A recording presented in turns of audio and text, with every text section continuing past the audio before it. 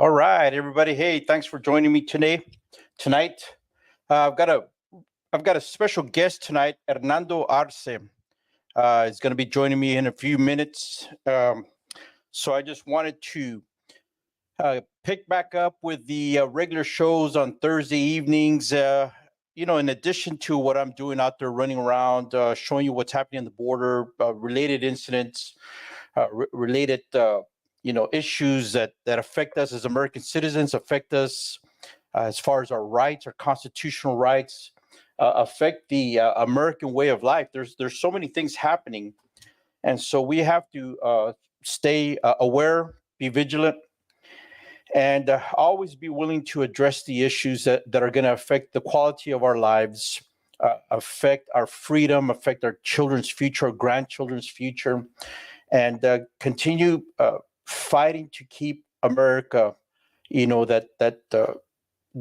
extension, the dream of our founding fathers, and the hope of humanity for freedom. And we know that that's under attack with a Marxist ideology, with a woke ideology, with a corrupt, greedy, sold out politicians. And I've said it over and over again, you've heard me say it, that elected officials are the ones that are making the decisions that are affecting our daily lives and causing us all this pain and anguish and downright dangerous situation, dangerous environment in the United States.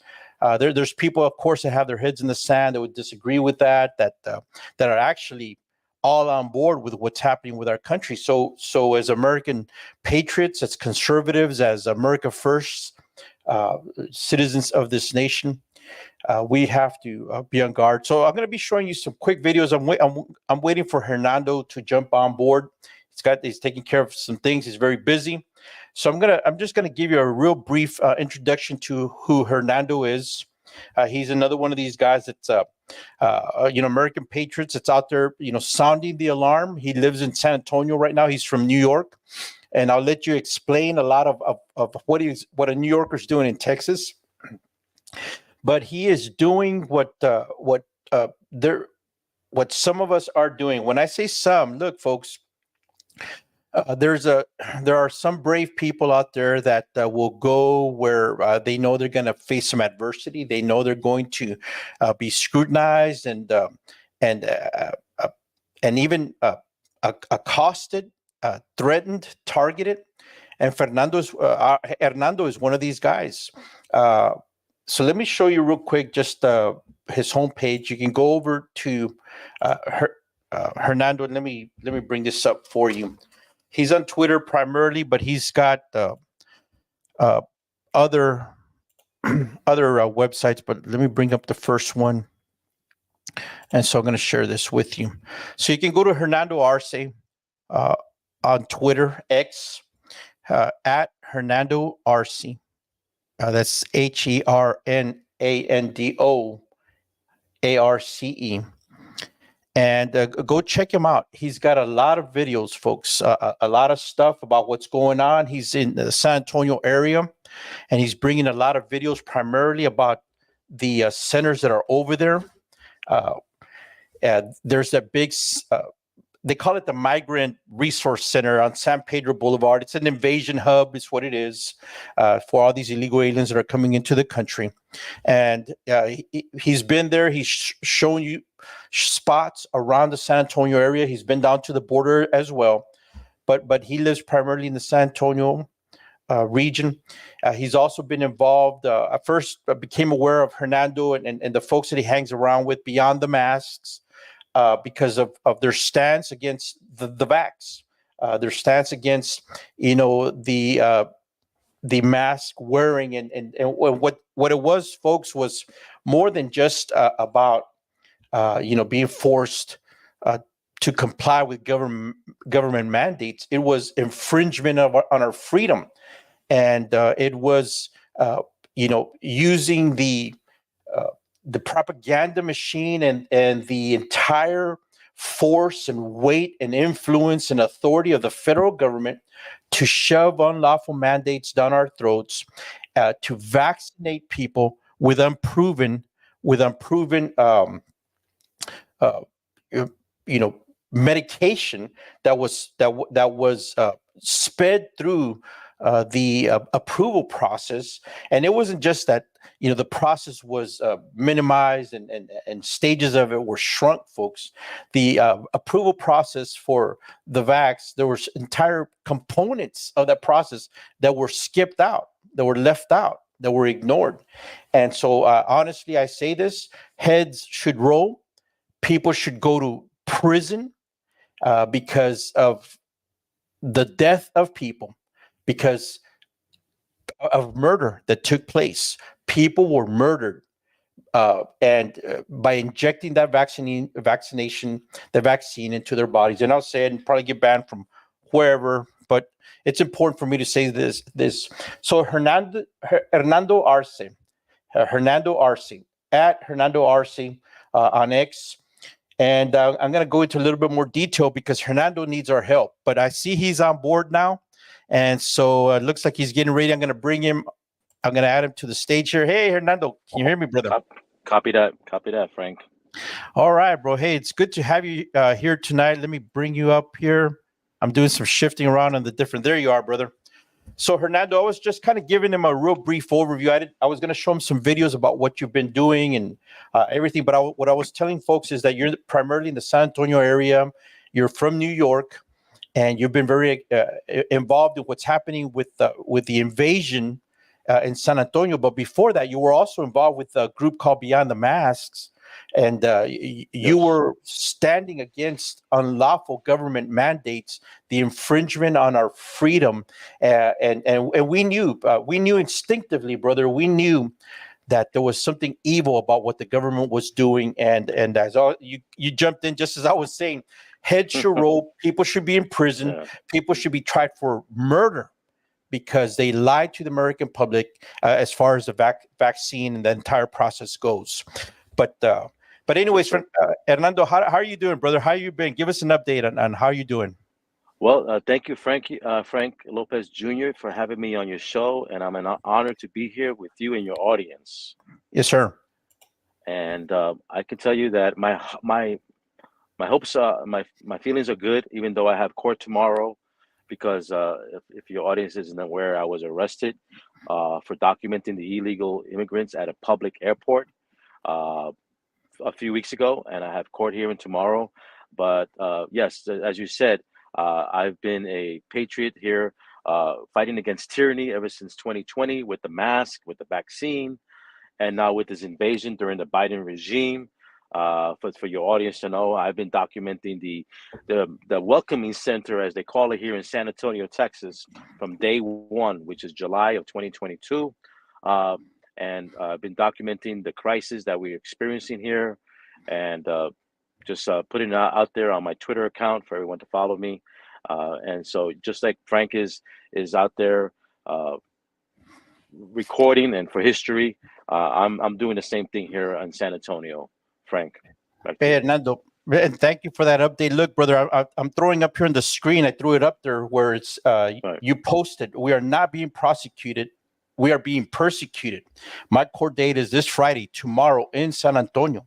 And you have that picture there of President Trump, rightfully so, brother, because what we see happening in this country is if you stand up for truth, if you stand up for America first, if you're fighting for freedom, if you're fighting for your fellow neighbor, if you see what is wrong, you know that there is an encroachment by government to restrain our freedoms, to oppress us, and to tell the truth.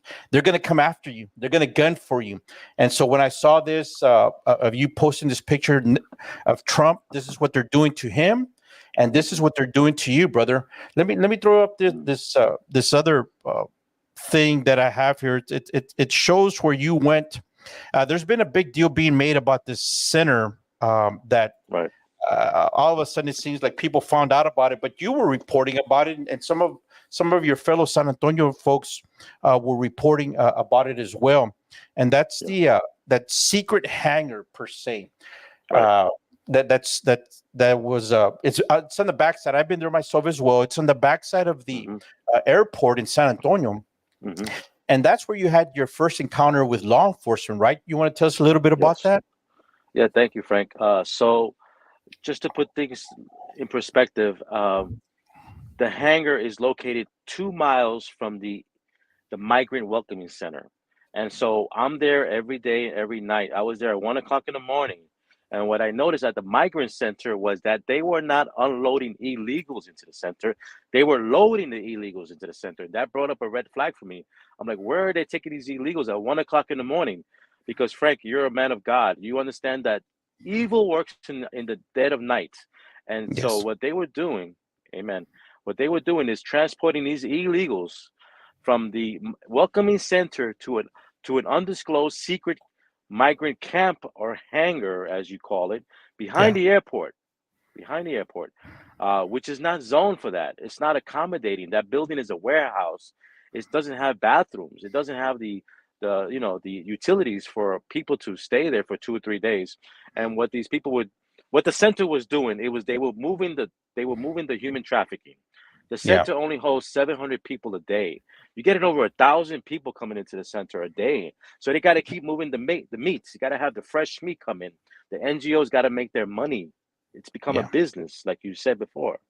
And so this hangar is where I got my trespassing warning in a public street, mind you. Yeah. I was filming in a public street, and they told me not to come back, or else I would get arrested. And they gave me a criminal trespassing warning on a public street. Frank. Yeah. Yeah. You know, Hernando, when you say that, it reminds me of a guy I know here in Del Rio. Goes by the YouTube handle of Good Citizen. And so what Good Citizen does is he runs around, filming things happening around town.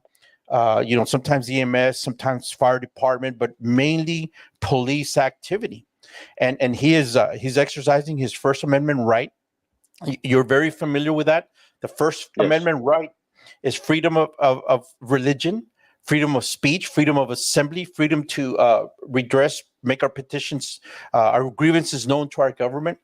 But it is also freedom of the press. And a lot of people get hung up on that. They think, well, freedom of Right. the press, they think about newspapers and the mainstream media and corporate media. But Right. but freedom of the press was intended so that regular citizens, everyday American citizens, could exercise all these combined freedoms, religion, speech, etc., and put into the written word, what they were thinking, what was going on in their hearts, the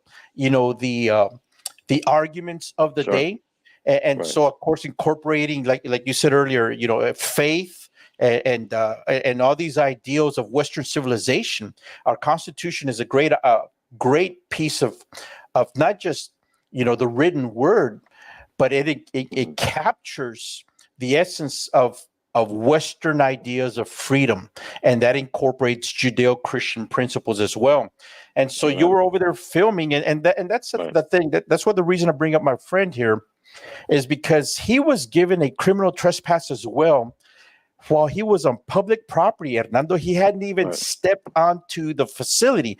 And let's not lose sight of this fact that you were at. It turns out that facility you were filming and what they criminally trespassed you from is a taxpayer paid facility, right? It's owned by the city of San Antonio. Correct. It's owned by the city of San Antonio, and so there was no reason for them to issue me that unlawful warning. Yeah. And mind you, if I could tell your audience, Yes, go if I ahead. if I if I may, Frank, 2 weeks after I was given that warning, I was back at the center, which is 2 miles from the airport, documenting, filming as I always do at 1 o'clock in the morning. Again, there was a bus picking up at the center, not dropping off. I followed that bus and it led to the terminal, the Yeah. San Antonio Public Terminal, where everybody drops off their family and friends, Terminal B. And that's where they must have got the heads up that I was coming because I was following the bus. And Frank, that's where I was arrested and I was prosecuted. I was put through the system for 26 hours. My feet were shackled with handcuffs, and I went through the whole system, photographed, fingerprinted. And so my lawyer is gonna have a fun day with that one.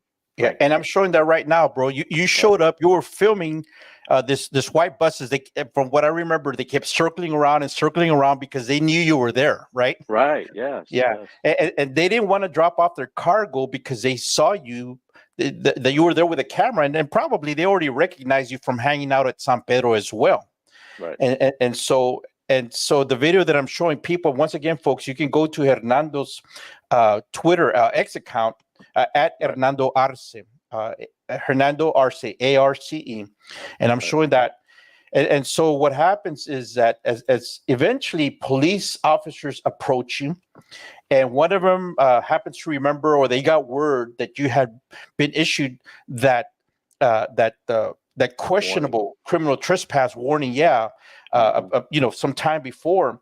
So that's where the interaction there starts getting a little bit tense, man. They start asking you for your ID, and you said, "Hey, I haven't done anything wrong," etc. You're in the public. Look right there. Anybody can access that right there. It's public Right. property. It's partially funded by taxpayers. The airport is, working hand in hand with business, etc. But behind these two officers, they're dropping off their cargo of people, family, children, men, women, etc. And you're just trying to warn the American people what's happening. And then there comes a point where, as you're pointing out to them, hey, look, this is what I'm doing. I'm just exercising my rights. And there they go. Yeah. There they go right there, man. They Hands handcuffed on. you. They went hands on you, brother, and so your feed goes dark there. I think so, folks. I would encourage you to go check it out. And Hernando, the reason I'm breaking this up, bro, is because people need to be aware that persons like you and I and others that are out there, we're just sounding the alarm, man, and we're mindful of the law, but there's times that we know that they're upset, they're angry, they don't want us to be filming it. Yeah, now you've been very active in that area, but give us a little bit of history, because I remember in a conversation you said you were from New York. Yes. And so tell us a little bit about how the guy from New York winds up in Texas.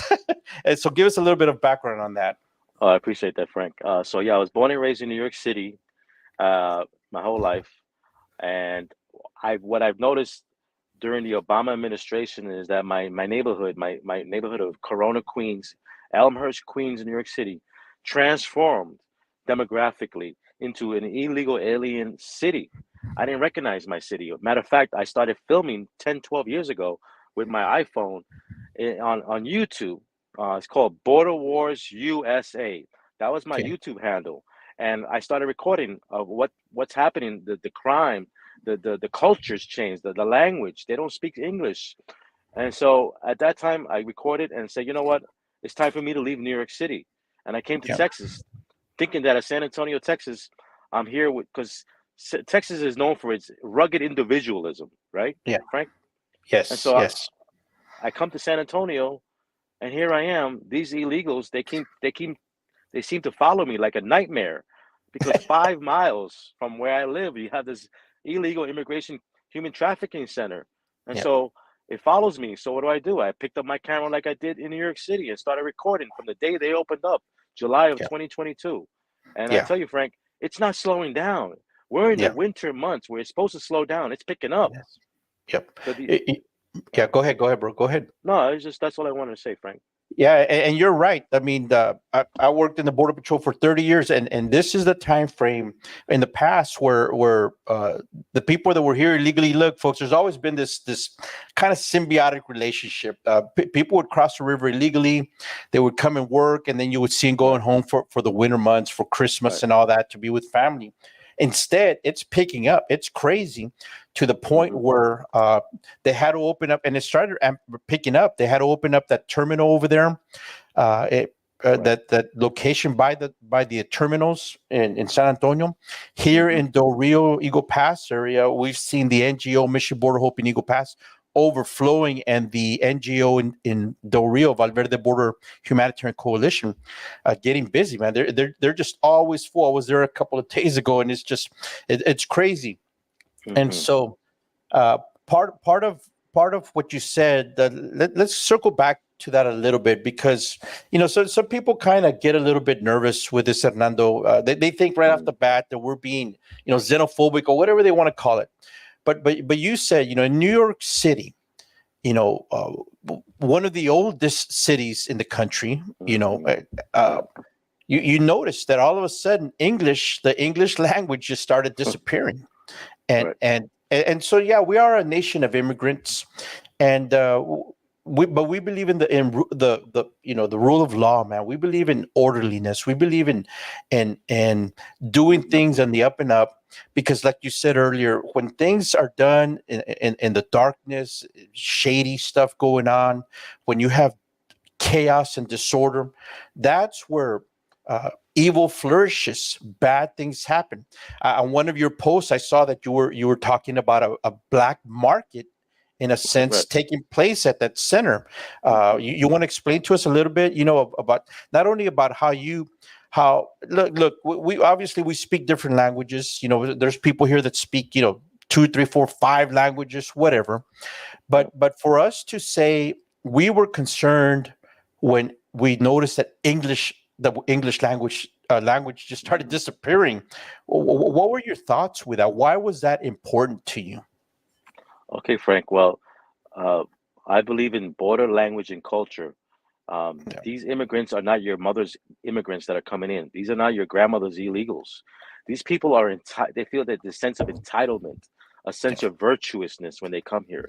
Unfortunately, yes, they do come for work, and a lot of them, are going to try to qualify for refugee asylum. We know that they're not going to qualify because coming here for economic reasons is not a valid excuse for refugee asylum.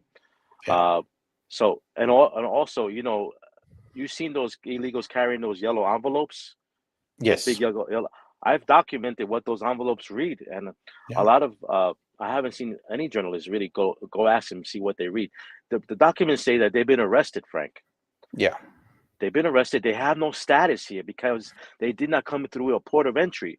So my job, what I want to do is focus and educate my audience, because my audience are not, the news media is not telling them the truth.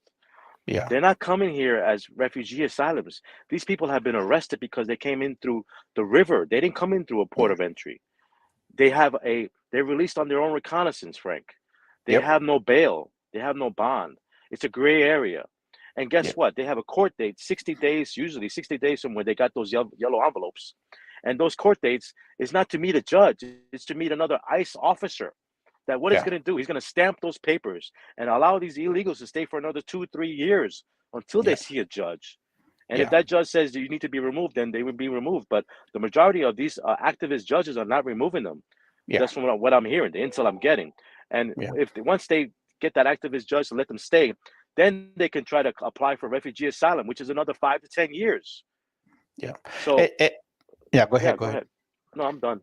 Yeah. What I was going to say, bro, was there's been several of our representatives, Cuellar, Democrat out of Laredo, Sinema, Senator out of Arizona, and John Cornyn, Texas Senator, and our traitorous congressman here in CD 23, Tony Gonzalez. They were working together on a plan, and part of it was to create more mega processing centers like the one down in Eagle Pass, the Firefly on State Highway 131. They wanted to build more of those. The bill that they were working on together was also going to provide money for for services for these illegal aliens. They were going to provide legal counsel, attorneys to these illegal aliens. And they were also wanting to hire more immigration judges. And so what you just said earlier is key. These are ideologue judges. These are liberal, open borders judges that get involved in this system. It's the culture of citizenship and immigration services. It's a culture of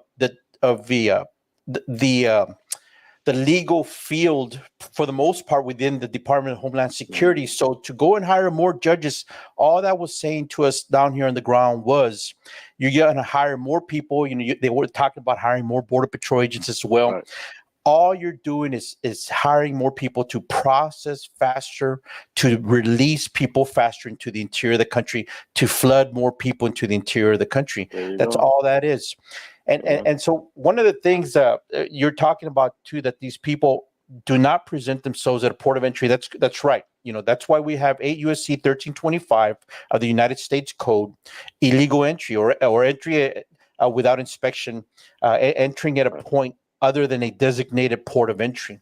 And so that's been the job of Border Patrol, to be between the ports of entry, because people are normally supposed to when they want to enter the country, they're supposed to report to a port. It can be a land port on the border, like a U.S.-Mexico border or the Canadian-American border. It can be a seaport.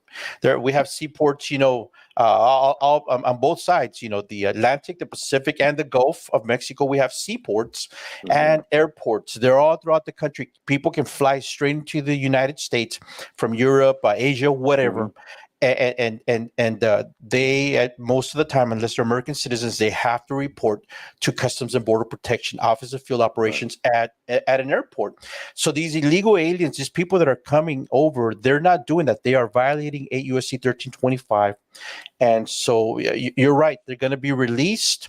And now that they're being paroled, that actually speeds up the time frame and their ability to apply for work permits. If they've been paroled, I was just reading this yesterday, they can apply immediately for a work permit, an EAD, employment authorization document. And so that what happens, Hernando, you know this as well as I do, because you've seen it down there firsthand. When these people can't get jobs, when they can't make money honestly, they start hustling, bro. They start hustling. They start, a whole black market starts to develop. And you've talked. I know you've videotaped that. And so what have you seen taking place at that center down there in San Pedro? Well, Frank, I mean, what kind of activity? Yeah, when you're desperate, you do desperate things, and these people are desperate. They come here with no money. They don't even have a flight money to pay for a flight to go into the interior. So what do these illegals do at the center? They start buying cigarettes by the pack and start selling cigarettes to their own illegals. They sell them for $1. They buy a pack for $7. They sell each cigarette for $1. There's 20 in a pack. Do the math. They're selling drugs. They're selling liquor. They're selling women, prostitute women, in the middle of the night when I'm there at 1 o'clock in the morning. This is a black market, and the cops are there. The police officers that are manning the gate there. They're off duty, but they're in uniform. And so they're just watching this as this goes on. So these illegals have created a black market at the center, and it's a travesty what's happening to the neighborhood. Crime is up around that center, as you can see there in the video. Yeah. And let's not forget about the 85,000 missing children that the HHS has lost. That number is about 150,000, because they have not given us the numbers for the fiscal year of 2023. So the 85,000 is an outdated number. It's probably more 150,000 children, and that's why I do this. We do this for the children. Frank and I, we do this for the kids because we're God-fearing Christians. And you're right, and that's something that I keep reminding people of. It's kind of distasteful. It's unsavory. That makes people uncomfortable. But the truth of the matter is, and I've said this about that movie, The Sound of Freedom. There's this whole black market that has sprung up, and I wish that movie would have gone just a little bit further. It's not that I wanted to see it, of course not, brother, but it left things up to the imagination of people. In other words, the people had to kind of think, oh, the little girl's going to get raped, or something bad's going to happen to this child. Yeah. People need stark reminders. People need these images, brother, because you and I have been showing this, and there's others. Anthony Agüero, Ben Berkwam. There's people up and down this border that have picked up a camera and they're trying to showcase right there in the city at San Antonio. Other people that have been alongside you. You're sounding the alarm. You're warning people, because at the end of the day, yeah, it's affecting our communities. It's the taxpayer dollars. It's our security, etc. but as believers, as Christians, it's human life, man, human life. And that's why God has an order. That's why God created governments, so that governments would take care of their own people. And what we're seeing here is ungodly. It is not biblical. I don't believe it is biblical, because God made nations, and the Biden administration, Mayorkas, and our traitorous Congressman Tony Gonzalez, they're ignoring God's law. And so that's why these people are coming to our country, placing Americans in danger, but it's also putting human life in danger, man. You talked about drugs and prostitution. I mean, and what about the children?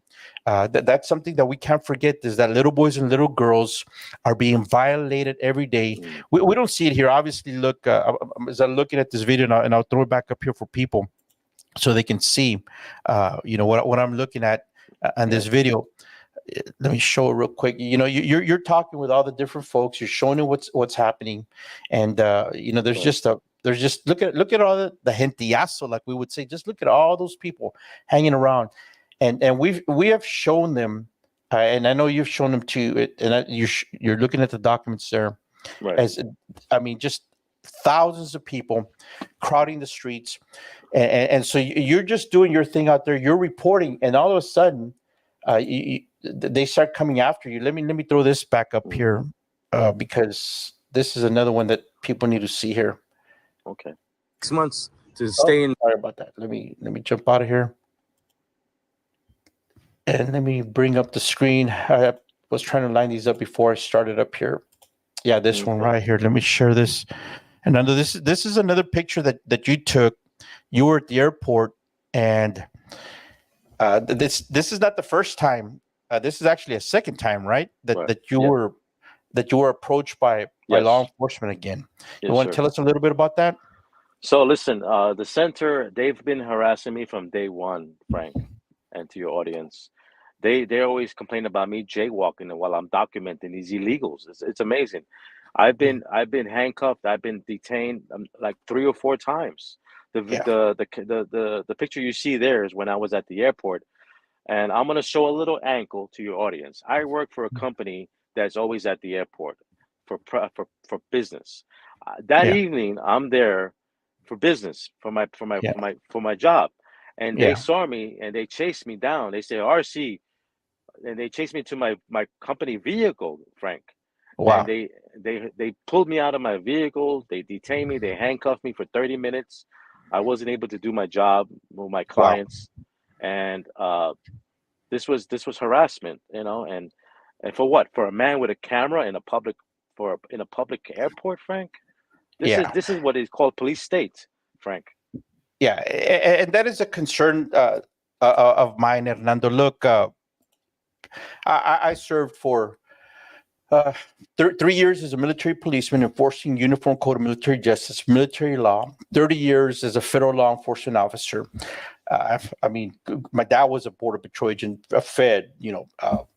I got family members that are not just federal, but city, state, county law enforcement. I believe in the rule of law, but I also believe, brother, that the Constitution is the law of the land. Yes, we have the Word of God above that, but here in America, the Constitution, and those people that take an oath to the Constitution, whether it's military or law enforcement, are supposed to live by that standard. And one of the things when they swear to uphold the Constitution is to not violate the civil rights of the citizens of this country.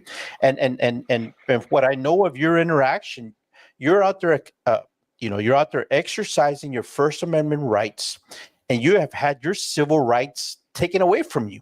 As a matter of fact, these illegal aliens have more rights than you do, right? At times. That's true. And that's ridiculous, man. It's a tragedy. And so now you're having to go to defend yourself. And let me throw this up here, because I told you I wanted to help you, brother. And the only way I can help you is by throwing out the information out there. Look, folks, I'm putting it right here for Hernando. GiveSendGo.com//Hernando Arce, right? Yes. And so why have you set up this fund here, Hernando? Well, listen, Frank, I'm a citizen journalist. I don't do this for a living. Yeah. I have a full-time job. But as an American, I felt this was important because I'm in Texas, and the old slogan "Come and take it" on a Yeah. bumper sticker on a F-150 Ford. Don't tread on me. That's become a bumper sticker because I'm in Texas, and I'm telling you right now to your audience that these illegals have come and taken it and giving you the middle finger while they're taking it. And Yeah. so, as a citizen journalist, I'm documenting this for the record to show that what is actually happening, who are actually coming into our border, people that we don't even know who they are. Yeah. You know, these women, these young girls are getting raped and killed every day. It just happened in Edna, Texas, Yeah. last week. 16-year-old girl raped, killed in her bathroom. Yeah. So yeah, I have a legal defense fund because these police. I am now public enemy number one for the police in San Antonio because of me and my iPhone. And so Yeah. yes, I need help. I have court. I have court tomorrow. I'm right now at the center behind me. I'm there. I'm here now recording. I have legal fees. Thank God I have an attorney named Mark LaHood, who's a great attorney here, who's going to be representing me. But I Yeah. have legal costs. So whatever you could do, Frank, and your audience, I would appreciate it. Yeah. What I can do, brother, is just ask people. Please look, folks. I totally relate to what Hernando's saying. You like me, brother, and others. We picked up the camera because we're like, you have got to see what I am seeing. I've got to show you what I am seeing with my own eyes. I want you to see it. And the only way we had that was through our iPhone, just picking it up and showing the world, sounding the alarm, saying, "America, wake up! There is danger at our doorstep." You started doing it in New York because you were saying our cities are being changed. The American way of life, the way we grew up, our culture is, our society is being changed. And look, we're a nation of immigrants. Look, we want for people to come in and assimilate and learn the American way of life and chase the American dream. But this flood of people, this invasion, that's what it is. It's not intended to be slow and methodical with an eye towards assimilating so that people will have a pride in being an American. All it is intended to do is get people, shove them down our throats as fast as they can, and once they're out of the system, you're on your own. I mean, these people, they're realizing, man, that they came for one thing, they were told one thing, and it's not what they thought there was going to be. So what happens is, you said it earlier, they're going to get desperate. And when people get desperate, they do desperate things. Sometimes they do stupid things, and sometimes they do dangerous things.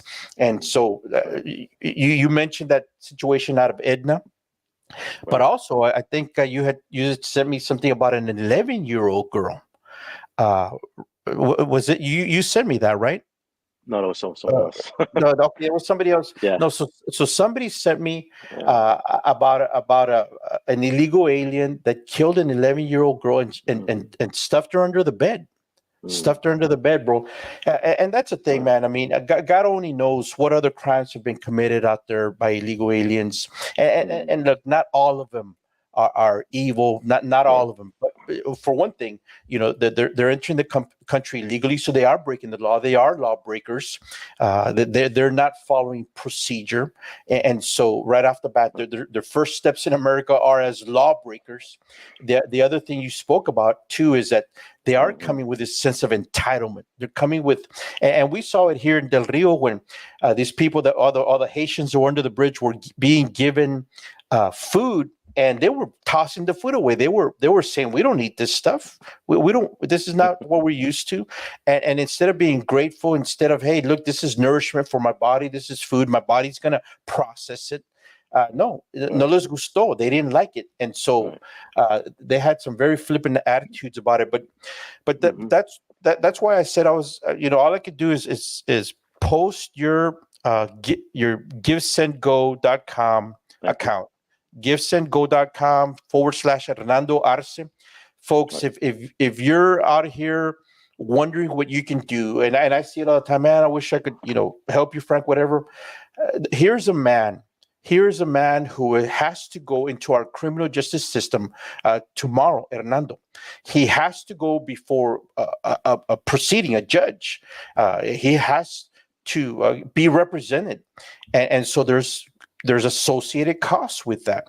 And he has to take time off work and has to, put his life in a limbo situation right now. Why? because all he was trying to do is help you spread the word, create awareness, get you on guard, prepare yourselves, prepare your family, protect yourselves, protect your family. That's all he's trying to do. And unfortunately, what we have seen, Hernando, is this unholy relationship, this anti-American relationship, unconstitutional relationship, where the NGOs are receiving protection. The illegal aliens are receiving protection, more protection than American citizens and veterans. Right. You're a veteran también, right? Yes, U.S. Navy. U.S. Navy, yes, sir. And so you want to talk about injustice, you want to talk about travesty, you want to talk Injustice. about outrage. This is outrage. And so, folks, I would ask you, to help Hernando out. I've had this account up there. Please donate to him and help him out. But you also said something here that's very interesting, Hernando. Let me show this screen up here, Okay. because you've been targeted in a sense. You have been targeted, and so let me bring this up for folks to see this. This says, in case you missed it, you are going to be in a show, Conservative Daily. In it, you say, I talk about my arrest, gasoline thrown on my car, and the secret illegal alien hangar behind the San Antonio airport. So tell me, we talked about your arrest and we talked about the hangar. What's up with the gasoline thrown on your car? What is all that? Yeah, well, Frank, that happened about last week when I was there about 1 a.m. There's a shopping center across the street from the center. That's where I parked my car. Unfortunately, as I'm doing my documentation, one of the NGOs, not the illegals, the NGOs that work there, and I know who it is, I think. Partner is a female. Her partner drove up to my vehicle when I wasn't paying attention and started pouring like a quart of gasoline on my vehicle. Maybe he was looking to light a match and blow my vehicle up. I don't know, but I Wow. think I caught him. I caught him in time so that that didn't happen. But I got the receipts. I got the photographs. Of course, you can't see if it's water or gasoline, but it was gasoline because I smelled it and I had to Yeah. clean it off. I want to tell your audience also that and you have a smart audience and you got a great following of audience and they're smart. They know what's going on. And so I want to just tell you, listen, no one is coming to save you. And I know Yeah. this may ruffle some feathers, but Governor Abbott is not coming to save you with their barbed wire and their containers. Yeah. Okay, because they'll just do is go 50 yards down, what they don't tell you, and look for the man with the green uniform and surrender themselves. So Yeah. no one is coming to save you. Your county's not coming to save you. Your sheriff is not coming to save you. Your local police is not coming to save you. Your DAs is not coming to save you. The National Guard is not coming to save you. Custom Border Patrol is not coming to save you. The military of the United States is not coming to save you. God knows the FBI is definitely not coming to save you. Yeah. All right, we do this. Frank and I do this because I believe, and I'm sure Frank does believe, illumination ultimately leads to elimination. All we have Yeah. is a camera on a phone, but if enough of us spread this enough to our politicians, Yes. illumination will lead to elimination. Frank. Yeah. And when you illuminate that, when you shed light on the darkness, or when you expose the deeds of darkness, what's gonna happen, bro? Yeah, people, some people scurry, como los cucarachos, like the cockroaches. They run out and stuff. But there's NGOs who are making big bucks off this, man. There's a lot of money in this that's going on. Not just the cartels, man. But everybody loves to talk about the cartels, but American corporations or American NGOs, and some Right. corporations too, because the transportation contracts, those are going to companies. They're not necessarily NGOs. But the NGOs are making money. American corporations are making money. And what I was looking for here, I was listening to you as you were talking, but I was trying to find a video where a taxi driver picked up a rock. He picked up a rock and he was going to throw it at you as well. I mean, what was the deal with that? Listen, these people, as the months go by, these people are getting more and more hostile and violent to me. There's an illegal business going on, including taxi services, and they charge elaborate prices for these illegals. Yeah. And there's one guy that's always there. He's not licensed. He doesn't have a permit. He's probably an illegal, and he has a beat up, minivan, And that night, he saw me documenting him picking up some illegals, and he was literally going to throw a rock at me. I was smart enough to go behind the police, so if he throws a rock at me, it may land on a police head. Then he gets Yeah. arrested. Yeah. So that was the case. Yeah, it's an everyday occurrence here, sir. That I'm getting, excuse me, that I'm getting attacked here. And I'm showing it right here. This happened on November 20th. An illegal taxi driver picks up a rock to throw it at me as he transports a large group of illegal aliens into the city of San Antonio, Texas. They're getting more and more aggressive with me. So, man, brother, Hernando, you've been arrested. You've had citations, I believe, improperly given to you because you didn't trespass when they gave you the first one out there at the hangar. I know when I went out there, they lied about me, bro. They called the airport police, which are Texas peace officers, and so they can basically do they have the powers of a regular city cop, and so they were talking to me, and I had the same look. I hear you when you say they're not coming to save you. There's a Supreme Court case that basically says that law enforcement has no obligation to save you. I forget the name of it. I'll have to bring it up, and I've been actually meaning to do a show on it, bro. Because look, I was law enforcement for 33 years of my life, family surrounded by them, etc. But at the end of the day, government just wants more power for itself. It just wants to get bigger. It wants to dig deeper down into the fabric of not just society, not just of institutions and organizations, and they're digging their claws down into the culture and even into your own home, brother. They want to regulate you, even in your house, even in your bedroom. They want to regulate you, and so. You're right. You have to, at the end of the day, be able to defend yourself. I remember I was at and I'm still showing videos of the activity here for our audience. Folks, go find Hernando Onyx at Hernando Arce, Hernando Arce. Go find him over there. He's got a lot of massive footage that you need to share with your friends, share with your family. But I remember I was at an event in Del Rio. And the chief of the Border Patrol at that time, Ortiz, was talking, and some guy raises his hand, has a question. He says, "Hey, I got 2 or 3 daughters.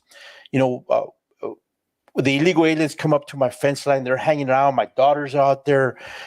When I call you guys, sometimes, it's busy. You tell me you can't respond. What am I supposed to do? What am I supposed to do?"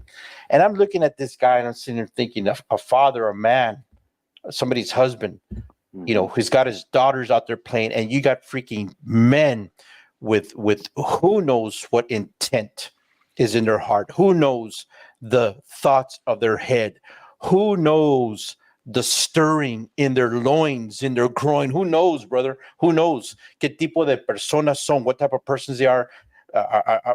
Son animales, are the animals, man. And I say that, brother, because there's some atrocities that take place out here.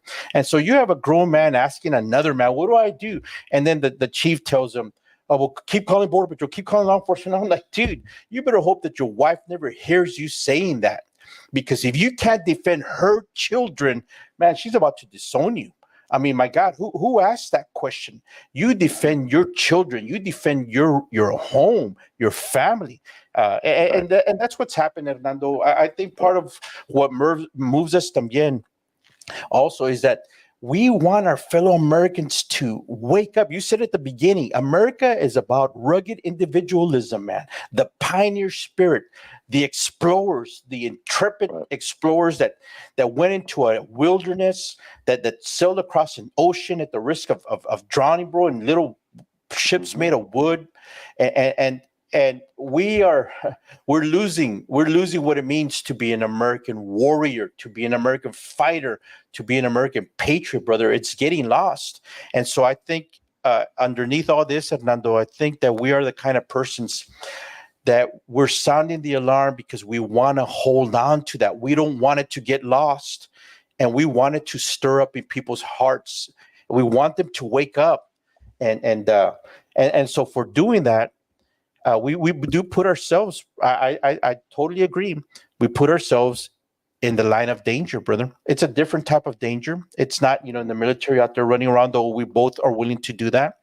It's Right. when you're exposing the deeds of darkness and you're exposing these people that are making money, you are risking, and this is where I was going to say earlier, you're risking their business, the big cash cow that they have. They don't want you to touch their cash cow, and you become a threat to them. And in your case, man, you've had gas thrown on your vehicle. You think they were probably going to try to light it on fire. Thank God it didn't happen. And then this guy picks up a rock and threatens you with it. And then you have been improperly, I would say unconstitutionally, detained and arrested and citations issued against you. And thank God you have an attorney. That's why I've kept up your givesendgo.com/Hernando Arce, folks, so that they can help you out, man. And one other thing that's happened here, let me show this here. I'm going to bring this screen up here. So you've had a little bit of interaction with one officer in particular up here, and I'm gonna show it here. Sergeant Oliva. Oliva. Yeah, backed by popular demand, Sergeant Oliva from SAT, San Antonio, Texas Police, calls me an idiot for legally open carrying my firearm. So what was the deal with all that, man? You want to fill us in on that? Yeah, as your audience watches the clip there on my Twitter account, that afternoon I was there, and once I got there, the police got up off their lazy chairs and started kicking out these illegals off the perimeter of the center, because it looks bad for Mayor Nuremberg and the city council members that okayed the center without the authorization of the citizens of San Antonio. This was done in the dark of night. The center, the owner of the center is a Mexican national citizen who is a special donor to the mayor, who bought the building 3 years ago for a good price, and then turns around and leases the building to the city for this human trafficking center. So in this clip, this police officer, a sergeant with 30 years in the service, tells me I'm an idiot for open carrying, which is perfectly legal in Texas. Yes. Mind you, my license to open carry was suspended because of my illegal trespassing warning. This officer tells me I'm an idiot because I don't know who these illegals are. There's a lot of criminals in this flock of illegals, and so he calls me an idiot for open carrying, Frank. Yeah, and it's unfortunate. Look, you're always going to have the rotten apple, brother. But the thing about it, Hernando, is what we see, and I've addressed this, man. I've talked about this. It makes some people uncomfortable, but just like any company, you have a company culture. You might have, for instance, in sports, you have a sports team culture. You have, of course, as a society, we have our culture, and each family develop its own little culture, the way of being and believing and acting and making decisions based on those worldviews, etc. So law enforcement agencies, brother, and I studied this extensively, man, when I was putting together the chaplaincy program for the Border Patrol. I'm an ordained minister, but when I was putting the chaplaincy program together for the Border Patrol, I did a lot of research. The Border Patrol had never had such a program. They had, anyways, they needed standard operating procedures, protocols. And so, man, I was studying, researching. And one of the issues that I came upon was that there are inherent, intrinsic characteristics and dynamics at work in the law enforcement culture that what happens, brother, they go from as well intended as it is protect and serve, and being a public servant, they go almost into an autocratic mindset, into a you are the sheep and I am the shepherd, and that's a sheepdog, and you need my protection kind of thing, and so of course, brother, that flies in the face of the Constitution, and honestly, it flies in the face of what the Lord God intended. The Constitution, the Second Amendment, the right to bear and keep arms. All it did was affirm what God had already given us. The Constitution didn't give us that right. It just said our Creator God has endowed us, has given us unalienable rights, and one of them is Second Amendment, the right to defend yourself, the right to carry. And part of the reason, Hernando, that we carry is not self-defense, it's not sport, it's not recreation, brother. It's to defend against tyranny, and it's to fight against tyrants. And that's why, of course, uh, uh, sometimes this authoritative figures, and I would say authoritarian figures, they don't like to see us armed, brother, because they honestly think that nobody should be armed but them. And that's not the way we agree. That's not the way that we see things, right? I mean, what would you say to that? Absolutely, Frank. And thank God we live in a constitutional state. And Yes. I conceal carry every time I'm at the center, because, like I said, I don't know who these people are, and I don't know, even the NGOs they're more hostile to me than these illegals, believe it or not. Yeah. These NGOs that are making hundreds of millions of dollars. These are all faith-based organizations, Catholic Charities, Interfaith Welcoming Center, and the third one is Endeavors. All Endeavors. interfaith. These are all faith-based, Frank. And you know what's funny? The left always say they don't want any mixing between church and state. No, separate church and state, church and state.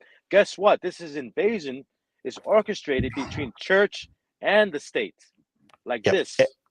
Yep. Like this. Exactly, brother. I've done the también research, and you've obviously done the research as well. There's the denominations. You've got the Lutherans, the Methodists, Episcopalian. You got certainly the non-denominational evangelical Catholic charities is involved in there. And you're right. They're getting taxpayer dollars, and the reason, of course, that they scream about the separation of church and state is because they're trying to take that away from us as well. They're always trying to suppress and oppress and remove our rights. And so, yeah, that it's lost on people, the hypocrisy of that, especially when you see it playing out here on the ground. I mean, like for instance, there's another place in San Antonio. It's a church, and I've heard the drivers in Del Rio talk about it. The bus drivers, whenever the center there at 7,000 San Pedro is overflowing, and for you folks that want to go see this place, maybe they might even run into you, Hernando. I hope that if you guys see Hernando out there filming, go say hello. But more importantly than that, watch his six, because I've been out there when you're filming. There's people milling around and stuff, and so if you see Hernando out there, wait, go say hi to him, but also watch his six, because you never know, Hernando, when somebody might walk up and just pop you in the back of the head or something, brother, because you're out there filming that stuff. But anyways, I've heard the bus drivers in Del Rio saying, they're going to take you to a church. They're going to take the people to a church because the center is too full. They can't accept any more people. And so there is a place over there. I'll get with you on that. You may already be aware of it, but we'll collaborate on that. I'll give you the information, because sometimes the buses will go straight from Del Rio to the church and they won't go to that center. But let me throw up this other screen up here, since we're talking about self-defense and watching your six and everything. And we had just finished talking about this officer telling you it was stupid for you to carry your weapon.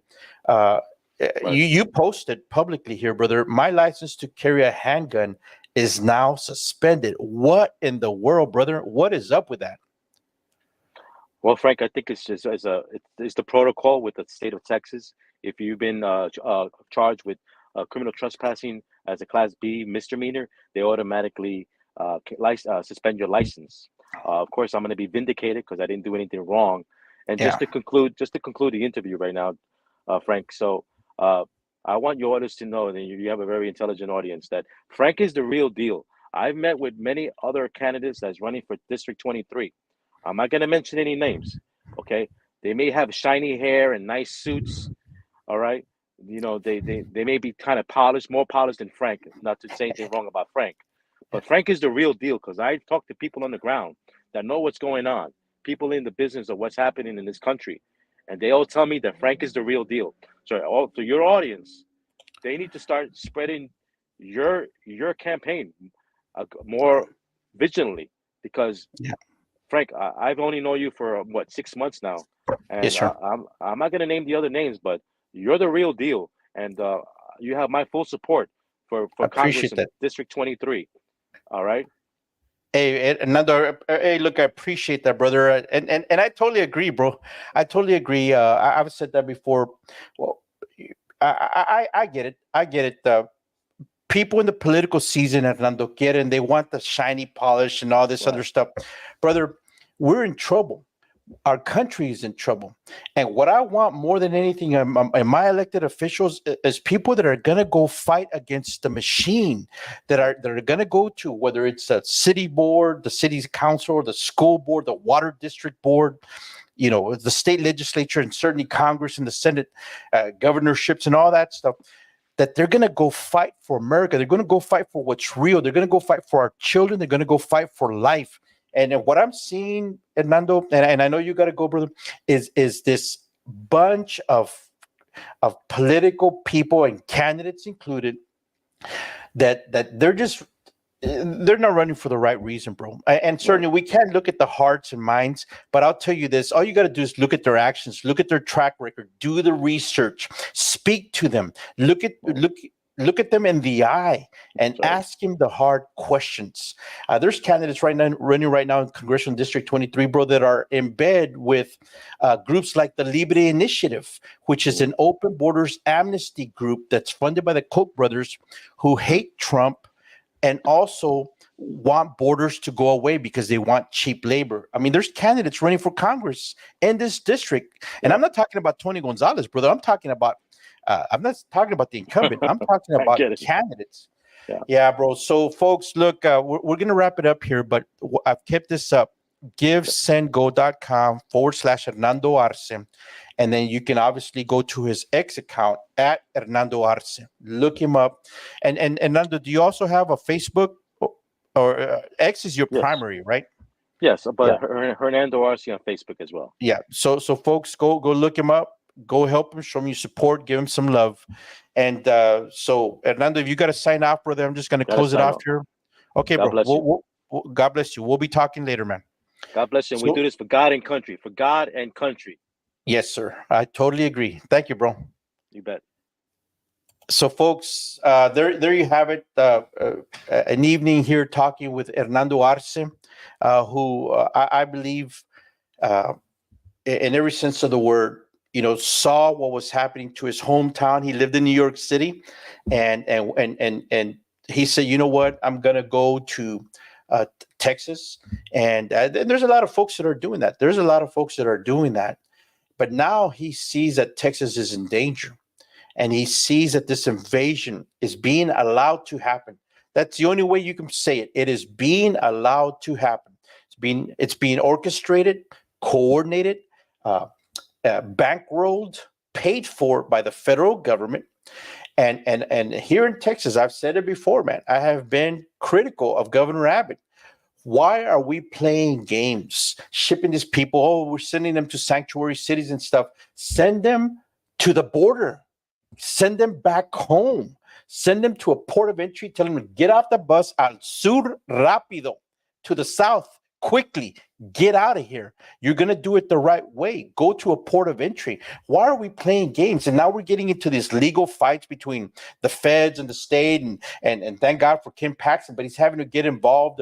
You know what, Governor, what you need to do, Abbott, is get these people up. Instead of having your National Guard and your DPS trooper put them on buses and spending boatloads of money in Operation Lone Star and all that stuff, send them to the port of entry, show some force, show that Texans are not going to stand up for this. We're not going to be willing to allow this to happen, allowing our highways to be used as highways and byways, for the invasion of our country. Send them to the port of entry, the nearest one, and tell them, get off this bus.